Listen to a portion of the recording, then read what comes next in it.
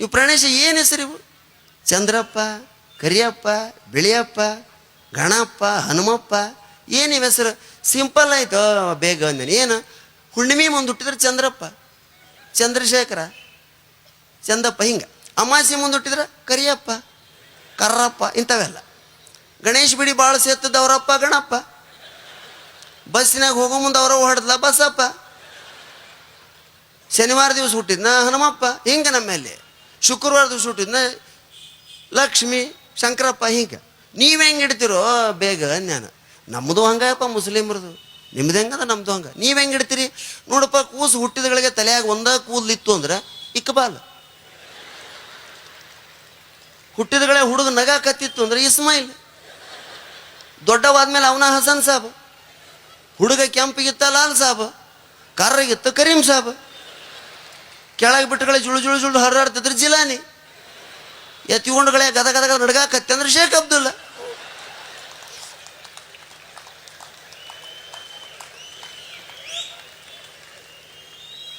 ಇದನ್ನೇ ಇಟ್ಕೊಂಡು ಜಗಳನೂ ಆಡ್ಬೋದು, ಇದನ್ನೇ ಇಟ್ಕೊಂಡು ನಕ್ಕು ಒಂದಾಗ್ಬೋದು. ಸ್ನೇಹಿತರೆ, ಹಾಸ್ಯಕ್ಕಿರುವಂಥ ಶಕ್ತಿ ಅದೇ. ಹಾಸ್ಯ ಅಂದರೆ ಎಲ್ಲರನ್ನ ಒಂದು ಮಾಡಬೇಕು. ಇವತ್ತು ನಿಜವಾದಂತಹ ಎಲ್ಲರನ್ನ ಒಂದು ಮಾಡುವಂಥ ಪಕ್ಷ ಅಂದರೆ ಅದು ನಗುವಿನ ಪಕ್ಷ. ಸ್ನೇಹಿತ, ನಕ್ಕು ಬಿಡ್ಬೇಕು. ಅವರು ಒಂದು ಹೇಳ್ಬೇಕು, ನಾವು ಒಂದು ಹೇಳ್ಬೇಕು. ನಾವು ಟೀಸ್ ಮಾಡ್ಕೋಬೇಕು, ಅವ್ರು ನಾವು ಟೀಸ್ ಮಾಡ್ಬೇಕು, ನಮ್ಮನ್ನು ಅವ್ರು ಟೀಸ್ ಮಾಡೋಕೆ. ಆರೋಗ್ಯಕರವಾದಂಥ ಇಂಥ ಹಾಸ್ಯವನ್ನು ನನಗೆ ಕಲಿಸಿದ್ದು ದಿವಂಗತ ಬೀಚಿ ಅವರು, ರಾಯಸಂ ಭೀಮಸೇನರಾವ್.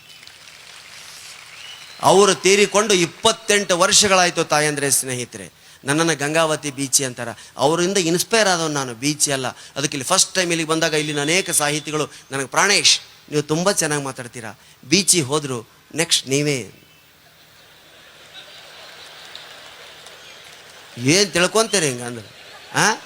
ಬೀಚಿ ಹೋದರು ನೆಕ್ಸ್ಟ್ ನೀವೇ. ಏನು ಅವ್ರ ಕೆಲಸ ಮುಂದುವರಿಸ್ಬೇಕು, ಅವ್ರು ಹೋದ್ರಂತ ನಾನು ಹೋಗ್ಬೇಕು. ಭಾಳ ಸ್ವಾರಸ್ಯಕರವಾಗಿ ಮಾತಾಡ್ತಾರೆ ಬೆಂಗಳೂರು ಜನ. ಮಂಗಳೂರು ಜನ ಇದಕ್ಕಿಂತ ಸ್ವಾರಸ್ಯ ರೀ. ಮಂಗಳೂರಿಗೂ ನಮ್ಮ ಉತ್ತರ ಕರ್ನಾಟಕಕ್ಕೂ ಭೂಮಿ ಆಕಾಶದಂತ್ರ ಐತೆ. ಪುಸ್ತಕದಾಗ ಹೆಂಗೆ ಬರೀತಾರೋ ಹಂಗೆ ಮಾತಾಡೋರು ಮಂಗಳೂರವರು. ಪುಸ್ತಕದಾಗ ಬರೆಯೋಕೆ ಸಾಧ್ಯ ಆಗಲಾರ್ದಂಗೆ ಮಾತಾಡೋರು ನಾವು. ನಮ್ಮದು ಬರೀರಿ ನೋಡೋಣ, ಯಾರ ಪಂಡಿತರಿದ್ರಿ ಇಲ್ಲೇ ಪೆನ್ನು ಹಾಳೆ ಒಕ್ಕೊಟ್ಟು ಹಂಗೆ ಹರ್ಕೊಂಡು ಹೋಗಿಬಿಡ್ತೀರಿ ನೀವು. ನಮ್ಮದು ಬರೆಯೋಕೆ ಸಾಧ್ಯ ಇಲ್ಲ. ಅವ್ರು ಅಗ್ದಿ ಪುಸ್ತಕದ ಇವತ್ತು ಬೆಳಗ್ಗೆ ನಾನು ನಿಮಗೆ ನಮಸ್ಕಾರ ಅಂದದ್ದುಂಟಲ್ಲ ಮಾರಾಯರೆ ನೋಡಿ, ಅಗ್ದಿ ನೀಟ್. ಹೌದಾ? ಅವ್ರ ಮಾತು ಹಾಗೆ ಭಾಳ ಕಡಿಮೆ ಮಾತು, ನಮ್ಮ ಮಾತು ಜಾಸ್ತಿ ರೀ. ಪಕ್ಕದಲ್ಲಿ ಮಂಗಳೂರು ಕಡೆ ನಾವು ಕಾರವಾರಗಿರೋರ ಕಾರ್ಯಕ್ರಮ ಕೊಡಬೇಕಾದ್ರೆ ಪಕ್ಕದಲ್ಲಿರೋರು ಮಾತಾಡ್ಸ್ಬೇಕಾದ್ರೆ ಕುರಿ ಕೋಣ ಬಿದ್ದು ಹೋಗ್ತದೆ ನಮ್ಮದು. ನಿಮ್ಮ ಹೆಸರೇನು? ಸುಬ್ರಹ್ಮಣ್ಯ. ನೋಡಿ, ಇಷ್ಟೇ ಉತ್ತರ ಅವರು. ಎಲ್ಲಿಗೆ ಹೊರಟಿದ್ದೀರಿ? ಕಾರವಾರ. ಮದುವೆ ಆಗಿದೆ? ಆಗಿದೆ. ಇದ್ದಾರೆ. ಗಂಡ? ಅಲ್ಲ. ಹೆಣ್ಣ? ಅಲ್ಲ. ಒಂದು ಗಂಡು ಒಂದು ಹೆಣ್ಣ? ಹೌದು. ನಾವೇ ಕೇಳಿ ತಿಳ್ಕೊಬೇಕ್ರಿ ಅವನ್ನ. ನೀವೇನು ಮಾಡ್ತೀರಿ? ಬೇಸಾಯ. ನಿಮ್ಮ ಹೆಂಡ್ತಿ ಮನೆ ಕೆಲಸ. ಈಗ ನಾವು ಒಂದು ಮಾತಾಡಿದ್ರೆ ಅವರೊಂದು ಮಾತಾಡಿದ್ರೆ ಚಂದ್ರ. ಅದು ಬರೀ ನಾವ ಎಷ್ಟೊತ್ತಂತ ಕೇಳ್ತೀರಿ? ಇನ್ನೊಂದು ಕೈ ಬಿಟ್ಬಿಟ್ಟು ನಾನು. ಅದು ನಮ್ಮ ಕಡೆ ಮಂದಿನ ಮಾತಾಡ್ಸಿರಿ ನೀವು. ಬಿಜಾಪುರಕ್ಕೆ ಹೋಗೋ ಮುಂದೆ ಇಲ್ಕಲ್ಲಾಗ ಬಸ್ ಹತ್ತಿದೆ, ಬಗಲಾಗ ಒಬ್ಬ ಅಜ್ಜ ಬಂದು ನಿಂತ. ಎಲ್ಲಿ ಹೊಂಟಿ ಅಜ್ಜ ಅಂತ ಇಷ್ಟ ಅಂದೆ ನೋಡಿ. ನಾನು ಅಂತಮ್ಮ ಬಿಜಾಪುರಕ್ಕೆ ಹೊಂಟೀನಿ. ಯಾಕಂತ ಕೇಳು, ನನ್ನ ಮಗಳ ಗಂಡ ಅಲ್ಲಿ ಅಳಿಯ ಅಲ್ಲಿ ಅದನ್ನ ಇಸ್ಪೆಟಾಡೋದು ಕಲ್ತಾನ. ನನಗೆ ಅದಕ್ಕೆ ಬೇಕಾಗಿತ್ತು ರೀ ಇದು. ಬಿಜಾಪುರ ಬಂತಲೇ ಇಳಿತೀನಿ, ಕೈ ಬಿಡಂದ್ರೆ ಬಿಡವಲ್ರಿ ಅವನನ್ನು. ತಮ್ಮ ಇನ್ನು ನಮ್ಮ ತಮ್ಮನ ಸುದ್ದಿ ಐತೆ ಸ್ವಲ್ಪ ನಿಂದ್ರಂತ ಒಂದು ಮಾತಾಡಿಸಿದ್ರೆ ಇಡೀ ವಂಶವಾಹಿನಿಯನ್ನು ಬಿಚ್ಚಿಡೋರು ಉತ್ತರ ಕರ್ನಾಟಕ ಜನ. ಏನು ಮಾತಾಡ್ತೀರಿ ಅದ ಮಾತಾಡೋದು ಇನ್ನೊಂದು ಭಾಗದ ಜನ. ಸ್ನೇಹಿತರೆ, ಹೌದಾ? ಎಷ್ಟು ವ್ಯತ್ಯಾಸ ಇದೆ. ಮಂಗಳೂರು ಮಂದಿ ನಗಂಗಿಲ್ರಿ, ಅದು ಒಂದು ದೊಡ್ಡ ಸಮಸ್ಯೆ ನಮಗೆ. ಮಂಗಳೂರು ಕಾರ್ಯಕ್ರಮ ಬಂದ್ರೆ ಗದ ಗದ ಗದ ಗದ ನಡಗ್ತೀವಿ ನಾವು. ಯಾಕಂದ್ರೆ ಭಾಳ ಚಂದ ಕುಂತು ಕೇಳ್ತಾರೆ ರೀ, ನಗಂಗಿಲ್ಲ. 2 ತಾಸು ಮಾತಾಡಿರಿ ನಾವು. ಒಂದು 3 ಜನ ತಂಡ ಹೋಗಿದ್ವಿ, ಒಬ್ಬರು ನಗಲಿಲ್ಲ. ಕೇಳಿದೆ, ಏನು ರೀ ನಗ್ತಾ ಇಲ್ಲ, ನಮ್ಮ ಮುಂದೆ ಮಾತಾಡೋದಕ್ಕೆ ಮೂಡ್ ಬರ್ತಿಲ್ಲ ಅಂತ ಹೇಳಿದೆ. ಚಿಂತೆ ಮಾಡಬೇಡಿ, ಕೂತಿದ್ದಾರೆ ಅಂದರೆ ಅದು ನಿಮ್ಮ ಪುಣ್ಯ. ನಮ್ಮ ಜನ ನಗಲ್ಲ, ಒಳಗೆ ಖುಷಿ ಪಡ್ತಿರ್ತಾರೆ. ಎದ್ದೋಗಿಲ್ಲ ಅಂದರೆ ಸಾಕು, ಅದೇ ನಿಮ್ಮ ಪುಣ್ಯ ಅನ್ಕೊಳ್ಳಿ. ಯಾರಿಗೂ ಇಷ್ಟೊತ್ತು ಕೂತವರಲ್ಲ ನಮ್ಮ ಜನ. ಕೂತಿದ್ದಾರೆ ಅಂದರೆ ಸಂತೋಷವಾಗಿದ್ದಾರೆ ಅಂತ ನೀವು ಮಾತಾಡಿ ಅಂತಾರೆ. ನಮಗೆ ಚಪ್ಪಾಳೆ ಬೇಕು, ಶಿಳ್ಳು ಬೇಕು, ವಿಜಿಲ್ ಬೇಕು, ಓ ಅಂತ ಕೂಗೋದು ಬೇಕು. ಅಂದರೆ ಹುಮ್ಮಸ್ಸಿನಿಂದ ಮಾತಾಡ್ತೀವಿ ನಾವು. ಯಾವುದೂ ಇಲ್ಲದ. ಹೇಳಿದ್ದೆ ತಪ್ಪಾತ? ಮಂಗಳೂರು ಜನ ಇದು ಯಾವುದೂ ಮಾಡಲ್ಲ, ಯೋಗಿಗಳ ಥರ ಕೂತು ಕೇಳ್ತಿರ್ತಾರೆ. ಮೂಗಿನ ಮೇಲೆ ನೊಣ ಕೂತ್ರು ಅವ್ರು ಗೋಣಿಗೆ ಹಾಡ್ಸಲ್ಲ. ಎದುರು ತಪ್ಪು ತಿಳಿದ್ರೆ ನಿಮ್ದು ಇಷ್ಟ ಇಲ್ಲ ನಮಗೆ ತಿಳ್ಕೊಂಡ್ರೆ ಅದಕ್ಕೆ ನೊಣ ತಾನೇ ಎದ್ದು ಹೋಗ್ಬೇಕದು. ಗಾಳಿ ಬಂದು ಅಷ್ಟು ಸೈಲೆಂಟಾಗಿ ಕೂತಿರ್ತಾರೆ. 2.5 ಗಂಟೆ ಮಾತಾಡಿದ್ವಿ ಸ್ನೇಹಿತರೆ ನಾವೆಲ್ಲ ಸೇರಿ. ಇನ್ನೇನು ರಿಯಾಕ್ಷನ್ ಇಲ್ಲ, ಮುಗಿಸ್ಬೇಕು ಅಂತ ಕೆಳಗೆ ಇಳಿತಿದ್ದೀವಿ. ಅವಾಗೊಬ್ಬ ಮುಂದೆ ಬಂದು ಮಂಗಳೂರಿನವನು ಕೇಳಿದ, ಏನು ನಿಮ್ಮದು ಬರೀ ಮಾತಾಯಿತು, ಆಟ ಯಾವಾಗ ಅಂತ. ಇನ್ಯಾವ ಆಟ ಆಡ್ಬೇಕಲ್ಲ ನಾವು, ಇದೇ ನಮ್ಮದು ಒರಿಜಿನಲ್ ಆಟ, ಆಟ ನಮ್ಮದು. ಇನ್ನು ಮತ್ತೆ ಆಟ ಆಡ್ಬೇಕಂದ್ರೆ ಅವ್ರು ಯಕ್ಷಗಾನ ಅಂದರೆ ದೊಡ್ಡ ಕಾರ್ಯಕ್ರಮ, ಅವ್ರಿಗೆ ಮಾತು ಅಭ್ಯಾಸ ಇಲ್ಲ ಅವ್ರಿಗೆ. ಅಂಥವ್ರನ್ನೂ ಕೂಡ ಇವತ್ತು ನಾವು ನಗಿಸಿ ಬಂದಿದ್ದೀವಿ ತಾಯಂದ್ರೆ ಸ್ನೇಹಿತರೆ. ನಿಜಕ್ಕೂ ಆ ಜನ ತುಂಬ ಸಂತೋಷ ಪಡ್ತಿದ್ದಾರೆ ಈ ಭಾಷೆಯನ್ನು. ಭಾಳ ಒಳ್ಳೆಯ ಜನ. ಅವ್ರು ಮಾತು ಕಡಿಮೆ ಅಷ್ಟೇ, ಕೆಲಸ ಚೆನ್ನಾಗಿ ಮಾಡ್ತಾರೆ. ಮಂಗಳೂರು ಹುಡುಗಿನ ಧಾರವಾಡ ಹುಡುಗಿನ ಮಂಗಳೂರು ಹುಡುಗ ಕೊಡಬಾರ್ದ್ರಿ. ತದ್ವಿರುದ್ಧ ಭಾಷೆ ಅವು. ಧಾರವಾಡ ಹುಡುಗಿ ಮಂಗಳೂರು ಹುಡುಗ, ಲಗ್ನ ಆಗಿಬಿಡ್ತು. ಧಾರವಾಡಕ್ಕೆ ಬಂದು ಅಳಿಯ 2 ದಿವಸ ಅತ್ತಿ ಮನೆಯಾಗಿದ್ದು ಇನ್ನೇನು ಹೊಂಟ. ಅವರಪ್ಪ ಬಸ್ ಹತ್ತಿಸ್ದೆ ಮುಂಜಾನೆ, ಮಂಗಳೂರು ಬಸ್ಸು. ಸಾಯಂಕಾಲ ಅವ್ರು ಮಂಗಳೂರಾಗಿ ಇಳಿತಾರಂತ ಗೊತ್ತಾಗಿ ಅಳಿಯಂದ್ರಿಗೆ ಫೋನ್ ಮಾಡಿದೆ. ಅಳಿಯಂದ್ರೆ ಮುಟ್ಟಿದಿರಾ ಅಂದ. ಅವ ಮಂಗಳೂರಲ್ಲಿ ಏನು ಹೇಳ್ಬೇಕಳು, ಈಗ ತಾನೇ ಬಸ್ ಸ್ಟ್ಯಾಂಡ್ಗೆ ಬಂದದ್ದುಂಟು, ಮನೆಗೆ ಹೋಗಿ ಮುಟ್ತೇನೆ ಅಂದ. ಅವ ಊರು ಮುಟ್ಟಿದ್ರಿ ಅಂತ ಕೇಳಿ ಅವ ಮಗಳನ್ನ ಮುಟ್ಟಿದ್ರಿ ಅಂತ ತಿಳ್ಕೊಂಡನ್ರಿ ಅವ. ನೋಡ್ರಿ ಎಷ್ಟು ವ್ಯತ್ಯಾಸ ಐತೆ ಭಾಷಾದೊಳಗೆ. ನೋಡ್ರಿ, ಮುಟ್ಟಿದ್ರಿ ಅಂದ್ರೆ ಇಷ್ಟು ಅರ್ಥದವ ತಾಯಂದ್ರೆ ಸ್ನೇಹಿತರೆ. ಅದಕ್ಕೆ ನೀವು ದೇಶ ವಿದೇಶವನ್ನು ಸುತ್ತೋದು ಬೇಡ ಸ್ನೇಹಿತರೆ. ಕರ್ನಾಟಕ, ಇಡೀ ಕರ್ನಾಟಕ ಸುತ್ತಿಬಿಟ್ರೆ ಇಡೀ ವಿಶ್ವವನ್ನು ಸುತ್ತಿದ ಅನುಭವ ನಿಮಗಾಗ್ತದೆ. ಅಂಥ ವೈವಿಧ್ಯಮಯವಾದಂಥ ರಾಜ್ಯ ನಮ್ಮ ಕರ್ನಾಟಕ ತಾಯಂದ್ರೆ ಸ್ನೇಹಿತರೆ. ಅದಕ್ಕೆ ಹಿರಿಯರು ಸುಮ್ಮನೆ ಹೇಳೋದಿಲ್ಲ, ದೇಶ ತಿರುಗು ಕೋಶ ಓದು. ಅದಕ್ಕೆ ಹೇಳ್ತಾರೆ, ದೇಶ ತಿರುಗಬೇಕು, ಕೋಶ ಓದಬೇಕು. ಬಿಡುವಾದಾಗ ಮನೆಯಲ್ಲಿ ಪುಸ್ತಕಗಳನ್ನ ಓದ್ರಿ. ಪುಸ್ತಕ ಓದೋದು ಅದ್ಭುತವಾದಂಥ ಕೆಲಸ. ಕೆಲವ್ರು ಹೇಳಿದರು, ಸರ್ ನೀವು ಹೇಳ್ದಂಗೆ ಪುಸ್ತಕದಲ್ಲಿ ತುಂಬ ಗಮ್ಮತ್ತಿದೆ ಸರ್. ಯಾಕೆ? 3 ಕ್ವಾರ್ಟರ್ ಕುಡಿದ್ರೂ ನಿದ್ದೆ ಬರಲ್ಲ ಸರ್. 2 ಪೇಜ್ ಓದ್ತಿದ್ದಾಗೆ ಅದೇ ನಿದ್ದೆ ಸರ್. ನೋಡಿ, ಈಗ ಅರ್ಥ ಮಾಡ್ಕೊಳ್ತಾರೆ ನಮ್ಮ ಜನ. ಅದಕ್ಕೆ ನಾವೆಲ್ಲ ಇವತ್ತು ಬೆಳೆದಿರೋದು ಸ್ನೇಹಿತರೆ ಪುಸ್ತಕಗಳಿಂದಲೇ. ಉತ್ತರ ಕರ್ನಾಟಕದಲ್ಲಿ ನೀವೆಲ್ಲ ಭಾಳ ಜಾಣತನದ ಉತ್ತರ ಕೊಡ್ತೀರ. ನಮ್ಮಲ್ಲಿ ಉತ್ತರಕ್ಕೆ ಪ್ರಶ್ನೆ ಹಾಕ್ತಾರೆ, ಎಮ್ಮೆ ಹಾಲು ಕುಡಿದರೆ ಬುದ್ಧಿ ಚುರುಕಾಗುತ್ತದೆ ಅಂತ ಹೇಳಿದೆ ಮೇಷ್ಟ್ರು. ಎಲ್ಲರೂ ಸುಮ್ಮನೆ ಆಗ್ಬಿಟ್ವಿ. ಆದರೆ ಸಿದ್ಲಿಂಗ ಅಂತಕ್ಕಂಥ ಒಂದು ಹುಡುಗ ಎದ್ದು ನಿಂತು ಇಂಥ ಪ್ರಶ್ನೆ ಹಾಕಿದ ಮೇಷ್ಟ್ರಿಗೆ, ಎಮ್ಮೆ ಹಾಲು ಕುಡಿದ್ರೆ ಬುದ್ಧಿ ಚುರುಕಾಗ್ತದೆ? ಆಗಲ್ಲ ಸರ್. ಯಾಕೋ? ಎಮ್ಮೆ ಹಾಲು ಕುಡಿದ್ರೆ ಬುದ್ಧಿ ಚುರುಕಾಗ ಆಗಿದ್ರೆ ಎಮ್ಮೆ ಕರು ಸೈಂಟಿಸ್ಟ್ ಆಗಬೇಕಾಗಿತ್ತು. ಹೌದಾ? ನೋಡಿ, ಅರ್ಥವೇ ಇಲ್ಲ ಮಾತಿಗೆ. ಏನು ಹೇಳ್ತೀರ ಅದಕ್ಕೆ ಉತ್ತರ ನೀವು? ಈ ಥರ ಪ್ರಶ್ನೆ ಕೇಳೋರಿದ್ದಾರೆ ನಮ್ಮಲ್ಲಿ. ನಮ್ಮ ತಂದೆ ಸ್ಕೂಲ್ ಮೇಷ್ಟ್ರು. ಎಲ್ಲ ಜಾತಿಗಳಿರೋರು ಏರಿಯಾದಲ್ಲಿ ಮನೆ ಮಾಡ್ತಿದ್ರು ಅವ್ರು. ಬರೀ ಬ್ರಾಹ್ಮಣರ ಮನೇಲಿ. ಆ ಬ್ರಾಹ್ಮಣರು ಹೇಳ್ತಿದ್ದೆ ನಾನು, ಹೆಸರು ಲಿಂಗಾಯತರದ್ದು ಮಾತ್ರ ದೊಡ್ಡದಲ್ಲ, ಬ್ರಾಹ್ಮಣರದ ವಿಪರೀತ ದೊಡ್ಡದು. ನಮ್ಮಲ್ಲಿ ಎಂತೆಂಥ ಹೆಸರು ಸರ್, ಶ್ಲೋಕಗಳ ಹೆಸರು. ಹರಿ ಸರ್ವೋತ್ತಮಾಚಾರ, ವಾಯು ಜೀವೋತ್ತಮಾಚಾರ, ಎಷ್ಟು ಉದ್ದ ಹೆಸರು. ಕೆಲವು ಶ್ಲೋಕಗಳ ಹೆಸರು, ವಕ್ರತುಂಡ ಮಹಾಕಾಯ ಕೋಟಿ ಸೂರ್ಯ ಸಮಪ್ರಭಾಚಾರ. ಇದಕ್ಕೆ ಹೆಸರ ಇದು? ಹಾಗೆ ಹುಬ್ಬಳ್ಳಿಯಲ್ಲಿ ಒಬ್ಬ ನಡೆದ ಘಟನೆ ಇದು. ನಮ್ಮ GH ರಾಘವೇಂದ್ರ ಹೇಳ್ತಿದ್ರು, ಟಿಂಗರ ಬುಡ್ಡಣ್ಣ ರಾಘವೇಂದ್ರ. ಏನು ಅವನ ಹೆಸರು? ಶ್ರೀ ತ್ರಿವಿಕ್ರಮದ್ವೈಪಾಯನಾಚಾರ್. ಶ್ರೀ ತ್ರಿವಿಕ್ರಮದ್ವೈಪಾಯನಾಚಾರ್ ಅಂತ ಕೂಗೋದ್ರೊಳಗಡೆ ಟರ್ನ್ ಆಗಿಬಿಡ್ತಿದ್ದ. ಬಡ್ಡಿ ಮಗನೇ, ಹೆಸರು ಚೇಂಜ್ ಮಾಡ್ಕೊಳ್ಳ. ನೀನು ಕೂಗೋದೇ ಕಷ್ಟ ಅಲ್ವ, ನಿನ್ನ ಕೆಲಸ ಹೇಳೋದೇ ಕಷ್ಟ ಅಲ್ವ. ನಾನು ಚೇಂಜ್ ಮಾಡ್ಕೊಳ್ಳಲ್ಲ. ಇದು ಪೂರ್ವಿಕರಿಂದ ಬಂದಂಥ ಹೆಸರು. ನಿನ್ನ ಹೆಸರೇನು? ಶ್ರೀ ತ್ರಿವಿಕ್ರಮದ್ವೈಪಾಯನಾಚಾರ್. ಅಂದ್ರೇನೆ ನೀವು ಅಂದರೆ ಮಾತ್ರ ನೀವು ಅರ್ಥ ಮಾಡ್ಕೊಳ್ಳೋದಕ್ಕೆ ಸಾಧ್ಯ. ನಾನು ಹಿರಿಯರ ಹೆಸರಿಗೆ ಅಪಮಾನ ಮಾಡೋದಿಲ್ಲ ಅಂತ ಹೇಳಿ ಅವನು ಚೇಂಜ್ ಮಾಡ್ಕೊಳ್ಳಿಲ್ಲ. ಅದಕ್ಕೆ ಕಾರಣ ಪೊಲೀಸರು. ಆಗಿನ ಕಾಲಕ್ಕೆ ಹುಬ್ಬಳ್ಳಿ ರಾಣಿ ಚೆನ್ನಮ್ಮ ಸರ್ಕಲ್ನಲ್ಲಿ ಲೈಟ್ ಇಲ್ಲದೆ ಸೈಕಲ್ ಹೊಡೆದ್ರೆ ಅಫೆನ್ಸು. ಅವನು ಸೈಕಲ್ ಹೊಡಿತಾನೆ. ಅವಾಗ ಹಾಫ್ ಚಡ್ಡಿ ಪೊಲೀಸರು, ಹಾಫ್ ಚಡ್ಡಿ ಉದ್ದ ಟೋಪಿ ಪೊಲೀಸರು. ಈ ಬಲೆ ಹುಚ್ಚ ಸಿನಿಮಾದಲ್ಲಿದ್ದಾರೆ ನೋಡಿ, ಅಂಥ ಪೊಲೀಸರು ವಿಜಿಲ್ ಆಗ್ತಾ ನಿಂದ್ರಿಸಿ, ತಮ್ಮ ನಿಂದ್ರು, ಏನು ಸೈಕಲ್ಲಿಗೆ ಲೈಟ್ ಎಲ್ಲಿ? ಇಲ್ಲ ಸರ್. ಯಾಕಿಲ್ಲ? ಸುತ್ತ ಲೈಟ್ ಅದಾವಲ್ರಿ, ಮತ್ತೆ ಹಾಕ್ಬೇಕು? ಸುತ್ತ ಲೈಟ್, ಆ ಬೆಳಕಿನ ನಾನು ಹೋಗಿಬಿಡ್ತೀನಿ ಅಂದವ. ಪೊಲೀಸ್ ಕೆಳಗಡೆ ಕೂತು ಗಾಳಿಯಲ್ಲಿರೋ ಗಾಳಿ ತೆಗೆದುಬಿಟ್ಟ. ಯಾಕ್ರಿ ಗಾಳಿ ತೆಗೆದ್ರಿ? ಸುತ್ತ ಗಾಳಿ ಐತಲ್ಲ, ಹೊಡಿ. ಆ ರೂಟಲ್ಲಿ ಬಂದ್ರ ಅಂದ. ಬಡ್ಡಿ ಮಗನೇ, ನನಗೆ ಮಷ್ಕಿರಿ ಮಾಡ್ತೀಯ? ನೋಟ್ಬುಕ್ಕ ತೆಗೆದ. ಬಗಳ ನಿನ್ನ ಹೆಸರೇನು? ಬರ್ಕೊಳ್ಳಿ ಸರ್. ಶ್ರೀ ತ್ರಿವಿಕ್ರಮದ್ವೈಪಾಯನಾಚಾರ್. ಅಂದವನು. ರಾಮಣ್ಣ, ಸೋಮಣ್ಣ, ಕಾಮಣ್ಣ ಇಂಥವೇ ಬರ್ಕೊಂಡಿದ್ದ ಅವನು. ಈ ಹೆಸರು ಕೇಳಿ ಏನಿದು? ಇನ್ನೊಂದ್ಸರಿ ಹೇಳ, ತಿರಿವಿರಿ. ಏನದು? ಶ್ರೀ ತ್ರಿವಿಕ್ರಮದ್ವೈಪಾಯನಾಚಾರ್. ತರಕಮ್ಮ ದಪ ದಪ ಏನ್ಲೇ ಅದು? ಶ್ರೀ ತ್ರಿವಿಕ್ರಮದ್ವೈಪಾಯನಾಚಾರ್.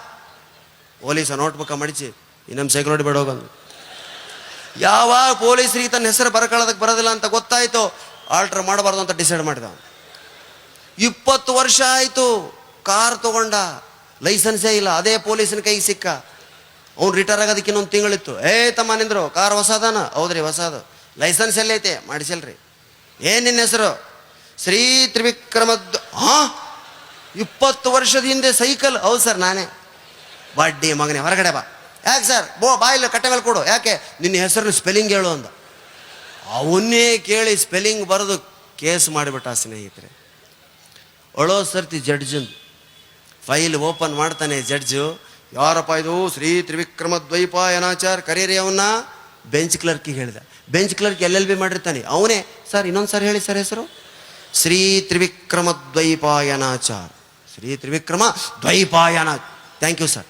ಆ ಬೆಂಚ್ ಕ್ಲರ್ಕ್ ಕೂಗೋ ಆಗಿಲ್ಲ. ಹೊರಗಡೆ ಒಬ್ಬ ದಫೇದಾರ್ ಅಂತಿರ್ತಾನೆ, ಅವನ ಕೈಲಿ ಕೂಗಿಸ್ಬೇಕು. ಆ ದಫೇದಾರ್ ಯಾರು? ಮುಸ್ಲಿಮು ಬಡೆ ಸಾಬ. ಅವನು ಕರೆದ, ಬಡೆ ಸಾಬ್ ಇದ್ರೋ? ಕ್ಯಾ ಸಾಬ್ ಕಿಸ್ಕೋ ಬುಲಾವ್ ಅಂದವನು. ಶ್ರೀ ತ್ರಿವಿಕ್ರಮ ದ್ವೈಪಾಯನಾಚಾರ್ಕ ಬುಲಾವ್. ಕ್ಯಾ ಸಾಬ್ ಅಂದವ. ಬರೇ ಪಾಷಾ ಜಿಲಾನಿ ಮೊಹಮ್ಮದ್ ಗಬ್ಬರ್ ಇವೇ ಕೇಳಿದ್ದ. ಕ್ಯಾ ಸಾಬ್? ಶ್ರೀ ತ್ರಿವಿಕ್ರಮ ದ್ವೈಪಾಯನಾಚಾರ್. 7 ಹೆಡಿ ಸರ್ಪ ನೋಡಿದಂಗಾತ್ರಿ ಅವನಿಗೆ. ಫಿರ್ಸೆ ಬಲ ಸಾಬ್. ಶ್ರೀ ತ್ರಿವಿಕ್ರಮ ದ್ವೈಪಾಯನಾಚಾರ್. ಕ್ಯಾ ಸಾಬ್? ये नाम है गाना? नाम है बाप बमन का नाम है बुलाव अंद ಒಳಗೆ. ಬಡೇ ಸಾಬ್ ಪರೇಶಾನ್ ರೀ. ಕೂಗಂಗಿಲ್ಲ ಬಿಡಂಗಿಲ್ಲ. ಕ್ಯಾ ತೋ ಬೋಲ ಅಂತ ಕಟ್ಟೆ ಮೇಲೆ ನಿಂತ್ಕೊಂಡು ತ್ರಿವಿಕ್ರಮ ದ್ವೈಪಾಯನಾಚಾರ್ ಬಡೇ ಸಾಬನ ಬಾಯಲ್ಲಿ ಏನಾಯ್ತು ಗೊತ್ತಾ? ತೇರಿ ಮಾಕ ದೋಪಾಂಕ ಆಚಾರಿ, ತೇರಿ ಮಾಕ ದೋಪಾಂಕ ಆಚಾರ್ಯ. ಯಾವಾಗ ಬಡೇ ಸಾಬನ ಬಾಯಲ್ಲಿ ತನ್ನ ಮಾತಿಷ್ಟು ಗಬ್ಬೆದ್ದು ಹೋತೋ, ಯಾರೂ ಹೇಳಿದ್ರೆ ಕೇಳಲಾರ್ದಂಥ ಆಚಾರ ಅವತ್ತು ರಾತ್ರಿನೇ ಮನೆಗೆ ಬಂದು TP ಆಚಾರ ಅಂತ ಮಾಡ್ಕೊಂಡು. ಇದನ್ನು ಮೊದಲೇ ಮಾಡಿದರೆ ಅದಕ್ಕೆ ದೊಡ್ಡ ದೊಡ್ಡವ್ರ ಕೈಯಿಂದ ಆಗಲಾರ್ದಂಥ ಕೆಲಸಗಳು ಬಡೇ ಸಾಬ್ ನಿಂತವ್ರು ಇದಾಗ್ತಿರ್ತದೆ ಸ್ನೇಹಿತರೆ. ಹಿಂದಿಲಿ ಎಷ್ಟು ಅದ್ಭುತ ಹಾಸ್ಯ. ನೀವು ಲಾಫ್ಟರ್ ಚಾಲೆಂಜು, ಸ್ಟಾರ್ ಒನ್ನೆಲ್ಲ ನೋಡ್ತೀರಿ. ಅಲ್ಲಿ ಯಾರನ್ನ ಬೇಕು ಅವ್ರನ್ನ ಬೈತಾರೆ ಅವರು. ಎಷ್ಟು ಚೆನ್ನಾಗಿ ರಾಜಕೀಯ ನಾಯಕರು, ಸಿನಿಮಾ ನಟರು ಅವ್ರ ಹಾಸ್ಯವನ್ನು ತೊಗೊಳ್ತಾರೆ ಅಂದರೆ, ನಮ್ಮಲ್ಲಿ ಇನ್ನೂ ಅಂಥ ಆರೋಗ್ಯಕರವಾದಂಥ ಬೆಳವಣಿಗೆ ಇಲ್ಲ. ಯಾರನ್ನಾದ್ರೂ ಒಬ್ಬರನ್ನ ಬೈದು ಬಿಟ್ರೆ ನಮ್ಮ ಮೇಲೆ ಕೇಸೇ ಹಾಕಿಬಿಡ್ತಾರೆ. ಇಲ್ಲಿ ಹಾಸ್ಯವನ್ನು ಹೆಲ್ತಿಯಾಗಿ ತೊಗೊಳ್ಳೋಂಥ ಇದು ಬರಬೇಕಾಗಿದೆ ನಮ್ಮ ಕರ್ನಾಟಕದಲ್ಲಿ ಇನ್ನೂ. ಅದಕ್ಕೆ ನಾವು ಅವ್ರನ್ನ ಯಾರನ್ನೂ ಕುರಿತು ಮಾತಾಡಲ್ಲ. ಸುಮ್ಮನೆ ಮೇಲ್ ಮಾತಾಡ್ತೀವಿ. ವಿಷಯ ಹೆಣ್ಣು ಗಂಡು ಮದುವೆ ಇಂಥವೇ ತೊಗೊಳ್ತೀವಿ. ಗಂಡಸರಿಗಿಂತ ಹೆಣ್ಣು ಮಕ್ಕಳು ಜಾಸ್ತಿ ಆಯುಷ್ಯ ಜಾಸ್ತಿ ಬದುಕ್ತಾರೆ. ಕಾರಣ ಏನು ಗೊತ್ತಾ? ಅವ್ರು ಶಾಪಿಂಗ್ ಮಾಡ್ತಾರೆ. ಅದಕ್ಕೆ ಶಾಪಿಂಗ್ ಮಾಡೋದ್ರಿಂದ ಆಯುಷ್ಯ ಜಾಸ್ತಿ ಆಗುತ್ತೆ.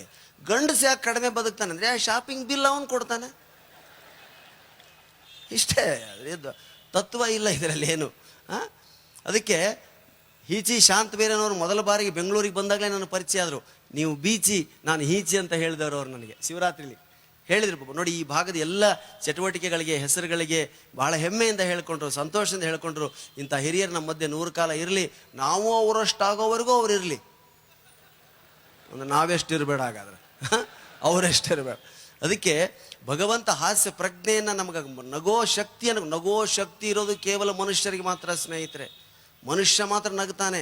ಉಳಿದು ಬೇರೆ ಯಾವ ಪಶು ಪ್ರಾಣಿ ಪಕ್ಷಿಗಳು ಸಂತೋಷ ವ್ಯಕ್ತಪಡಿಸ್ತವೆ, ಹೇಗೆ ವ್ಯಕ್ತಪಡಿಸ್ತವೆ ಅಂತ ನಮಗೆ ಗೊತ್ತಾಗಲ್ಲ. ಬಾಯಿ ತೆರೆದು ನಗೋ ಶಕ್ತಿ ಇರೋದು ಅದು ಮನುಷ್ಯರಿಗೆ ಮಾತ್ರ. ಅದನ್ನೂ ಕೆಲವರು ಬಳಸಲಾರದೇ ಇದ್ದಾರೆ ಜನ. ಅಂಥವ್ರ ಬಗ್ಗೆ ಕನಿಕರ ಆಗ್ತದೆ ನಮಗೆ. ಅದಕ್ಕೆ ನಗ್ತಾ ಇರೋಣ. ಎಲ್ಲ ಸಮಸ್ಯೆಗಳಿಗೂ ಪರಿಹಾರ ನಗುವಿನಲ್ಲಿದೆ. ಪ್ರತಿಯೊಂದು ಸಮಸ್ಯೆನೂ ನಾವು ಲೈಟಾಗಿ ತೊಗೊಳ್ಬೇಕು.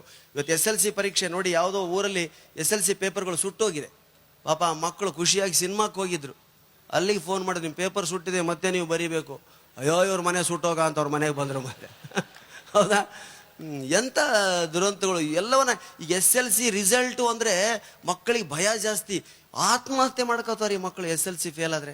ದಯವಿಟ್ಟು ಆ ಥರದ ಮಕ್ಕಳಿದ್ರೆ, ಆ ಥರ ತಂದೆ ತಾಯಿಗಳು ಮಕ್ಕಳಿಗೆ ಧೈರ್ಯ ತುಂಬಿ, ಅದು ಫೇಲ್ ಅಲ್ಲ. ಫೇಲು ಜೀವನದ ಒಂದು ಮೆಟ್ಲಾಗಬೇಕು ಸ್ನೇಹಿತರೆ. ಮೆಟ್ಲಾದಾಗ ಮಾತ್ರ ಮಕ್ಕಳಲ್ಲಿ ಕಾನ್ಫಿಡೆನ್ಸ್ ತುಂಬಬೇಕು. ರ್ಯಾಂಕ್ ವಿದ್ಯಾರ್ಥಿಗೆ ಶಾಲೆ ಹೊದಿಸಿ ಸನ್ಮಾನ ಮಾಡೋದು ಎಷ್ಟು ಮುಖ್ಯವೋ, ಫೇಲ್ ಆದ ಹುಡುಗನ ಹೆಗಲ ಮೇಲೆ ಕೈ ಇಡೋದು ಅಷ್ಟೇ ಮುಖ್ಯ. ಇವತ್ತು ಮಕ್ಕಳಲ್ಲಿ ಬರೀ ಮಾರ್ಕ್ಸ್ ತಗೊಳ್ಳುವಂಥ, ರ್ಯಾಂಕ್ ಬರುವಂಥ ಮನೋಭಾವನ ತುಂಬಬೇಡಿ. ಲೈಟಾಗಿ ತಗೊಳ್ಳುವಂಥ ಮನೋಭಾವ ತುಂಬಿ. ಏನಾಗುತ್ತೆ ಇರಲಿ ಬಿಡು, ಪಾಸಾಗಲಿ, ರ್ಯಾಂಕ್ ಬರಲಿ. ಅವನು ಒಂದು ವೇಳೆ ಏನೋ ಸ್ವಲ್ಪ ಕಾಲು ಜಾರಿದರೆ, ತಪ್ಪಿದರೆ, ಫೇಲ್ ಆದರೆ ದಯವಿಟ್ಟು ಬೈಬೇಡಿ, ದಯವಿಟ್ಟು ಹಿಂಸಿಸಬೇಡಿ. ಮಕ್ಕಳ ಮನಸ್ಸು ತುಂಬ ದುರ್ಬಲ ಆಗಿದೆ, ಹಾಸ್ಯ ಪ್ರಜ್ಞೆ ಇಲ್ಲ. ನಾವೆಲ್ಲ 4 ಸಾರಿ ಫೇಲ್ ಆದರೂ ಆನಂದವಾಗಿರ್ತಿದ್ವಿ. ನಾವು SLC ಇರೋದೇ ಫೇಲ್ ಆಗೋದಕ್ಕಂತ ತಿಳಿದವರು. SLCಲಿ ಒಂದೇ ಸಾರಿ ಪಾಸ್ ಆದರೆ ಅವನು ಗುಗ್ಗು ನನ್ನ ಮಗ ಅಂತ ಬೈತಿದ್ವಿ.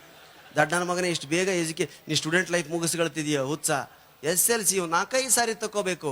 SNCL ಅದು ಕಂತಿನ ಮೇಲೆ ತಕ್ಕೊಳ್ಳುವಂಥ ಒಂದು ಸ್ಕೀಮ್ ಅದು ನಮಗೆ.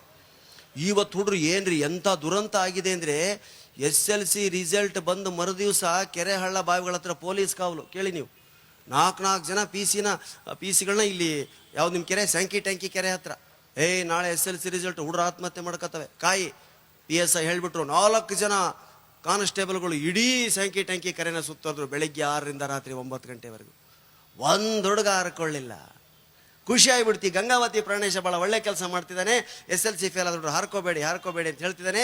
ಈ ವರ್ಷ ಯಾರೋ ಬರಲಿಲ್ಲ ಅಂತ ಡ್ಯೂಟಿ ಮುಗಿಸಿ ಲಾಟಿ ಹೀಗಿಟ್ಟು ಟೋಪಿ ತೆಗೆದು ಇನ್ನೇನು ಬರಬೇಕು. ಒಂದು ಹುಡುಗ ಓಡ್ ಬರ್ತಿದ್ದ ಕೆರೆ ಕಡೆ. ತಮ್ಮ ಎಷ್ಟನೇ ಕ್ಲಾಸ್ ಫೇಲ್ ಆಗ್ಯಾ? PUC ಫೇಲ್ ಆಗಿನಿ ಸರ್. ಆರ್ಕೆ ಹೋಗೋಣ. ಯಾಕೆ ಅವನು SLC ಅಂತ ಹೇಳಿದ್ದಾರೆ PSI, ಇವನು PUC ಸಂಬಂಧ ಇಲ್ಲ, ಆರ್ಕೆ ಹೋಗೋದು. ಅದಕ್ಕೆ ಜೀವನ ಅನ್ನೋದು 100 ಪುಟಗಳ ಒಂದು ಪುಸ್ತಕ. ಅದರಲ್ಲಿ 2 ಪೇಜ್ ಹೋದರೆ ಇನ್ನೂ 98 ಪುಟ ಇರ್ತದೆ ಸಾಧನೆ ಮಾಡೋದಕ್ಕೆ. ನಾನು SLC ಫೇಲ್ ಆದೆ, BCom ಫೇಲ್ ಆದೆ ಅಂತ ಆತ್ಮಹತ್ಯೆ ಮಾಡ್ಕೊಂಡಿದ್ರೆ ಇವತ್ತು 9 ದೇಶ ನೋಡ್ತಿರಲಿಲ್ಲ, ಇಂಥ ಅದ್ಭುತವಾದಂಥ ಕಾರ್ಯಕ್ರಮದಲ್ಲಿ ಪಾಲ್ಗೊಳ್ತಿರಲಿಲ್ಲ. ಜೀವನದಲ್ಲಿ ಪ್ರತಿಯೊಂದು ಕ್ಷಣಕ್ಕೂ ಒಂದೊಂದು ಹೊಸ ತಿರುವುಗಳು, ಮೋಡುಗಳು ಅಂತ ಹೇಳ್ತಾರೆ ಹಿಂದಿಲಿ. ಮೋಡು ಪೇಹಮ್ ಅಂತ ಹಾಡಿದೆ ನೋಡಿ. ಒಂದೊಂದು ತಿರುವುಗಳಿದೆ. ಆ ತಿರುವುಗಳನ್ನ ನಿಮ್ಮ ಮಕ್ಕಳಿಗೆ ನೀವು ಕೊಡಬೇಕಾದ್ರೆ ಸ್ನೇಹಿತರೆ, ಮಕ್ಕಳಿಗೆ ಸಾಹಿತ್ಯ ಕಾವ್ಯದ ರುಚಿ ಹಚ್ಚಿರಿ. ಮಕ್ಕಳು ಸಾಹಿತ್ಯವನ್ನು ಓದಿದರೆ ಕಾನ್ಫಿಡೆನ್ಸ್ ಬೆಳೆಸ್ಕೊಳ್ತಾರೆ. ಭೈರಪ್ಪ, ಕಾರಂತು, ಬೀಚಿ, ಕೈಲಾಸಮ್ಮು ಎಂತೆಂಥ ಅದ್ಭುತ ಸಾಹಿತ್ಯಗಳು ನಮ್ಮ ಕನ್ನಡದಲ್ಲಿ ಆಗಿ ಹೋಗಿದ್ದಾರೆ. ಆ ಕೃತಿಗಳನ್ನ ಮಕ್ಕಳಿಗೆ ಓದಿಸಿ, ಮಕ್ಕಳನ್ನ ಈ ರಜೆಯಲ್ಲಿ ದಯವಿಟ್ಟು ನಿಮ್ಮ ಹಳ್ಳಿಗಳಿಗೆ ಕಳಿಸಿ, ತಂದೆ ತಾಯಿಗಳ ಮನೆಗಳಿಗೆ. ನಮ್ಮ ಮಗ ಹಾಗೆಲ್ಲ ಹೋಗಲ್ಲ, ಅವನಿಗೆ ಬೆಂಗಳೂರು ವೆದರ್ ಹಿಡಿಸಿಬಿಟ್ಟಿದೆ, ಅವನು ಹಳ್ಳಿಗೆ ಹೋಗಲ್ಲ, ಅಲ್ಲಿ ಅವನಿಗೆ ಟಾಯ್ಲೆಟ್ ಇಲ್ಲಲ್ವಾ, ಅಲ್ಲೆಲ್ಲ ಬೈಲಿಗೆ ಹೋಗ್ಬೇಕಲ್ವಾ, ಅವನಿಗೆ ಅದೆಲ್ಲ ಅಭ್ಯಾಸ ಇಲ್ಲ, ಕಳಿಸಿ ಒಂದು ಸಾರಿ. ಅದೇನು ನಿಮ್ಮ ಟಾಯ್ಲೆಟ್ಗಳು ಸ್ಟೇರ್ ಕೇಸ್ ಕೆಳಗಡೆ ಮಾಡಿರ್ತಾರೆ, ಹೀಗೆ ಕೂತ್ರೆ ಕೈ ಬಡಿತದೆ, ಎದ್ರೆ ಹಿಂದೆ ತೆರೀತದೆ, ತಲೆ ಬಡಿತದೆ. ಒಂದು ಸಾರಿ ಅವನ ತಂಬಿಗೆ ತೊಗೊಂಡು 2 ಎಕರೆ ಬೈಲ್ನಲ್ಲಿ ಕೂಡ್ಲಿ ನೋಡಿ ಆ ಮಜಾನ. ಎಂಥ ಅದ್ಭುತವಾದಂಥ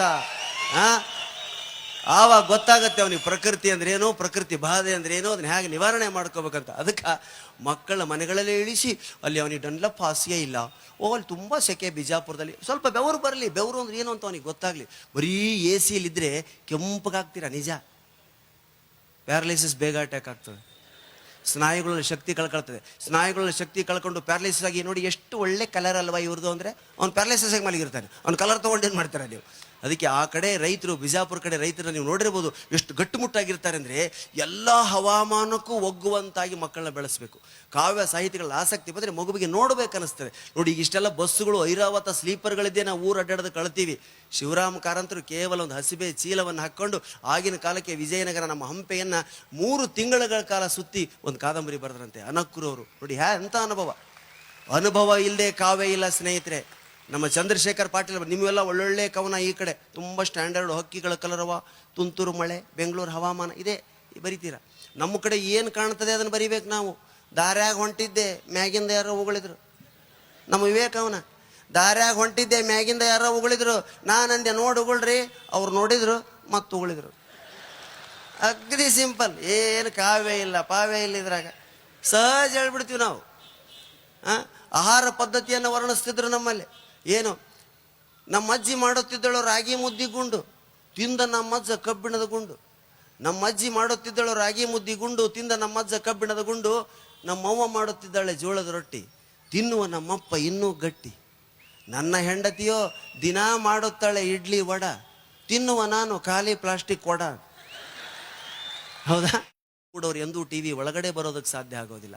TV ಒಳಗಡೆ ನೀವು ಬರಬೇಕು ಅಂದರೆ TV ಬಿಟ್ಟು ಹೊರಗಡೆ ಬರಬೇಕು ನೀವು.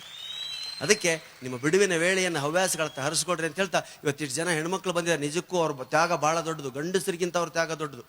ನೀವು ಇಷ್ಟೊತ್ತಲ್ಲಿ ಹೊರಗೆ ಇರ್ತೀರ, ಅವರು TVಗಳು ಧಾರಾವಾಹಿಗಳು ಬಿಟ್ಟು ಬಂದಿದ್ದಾರೆ ಅಲ್ವಾ.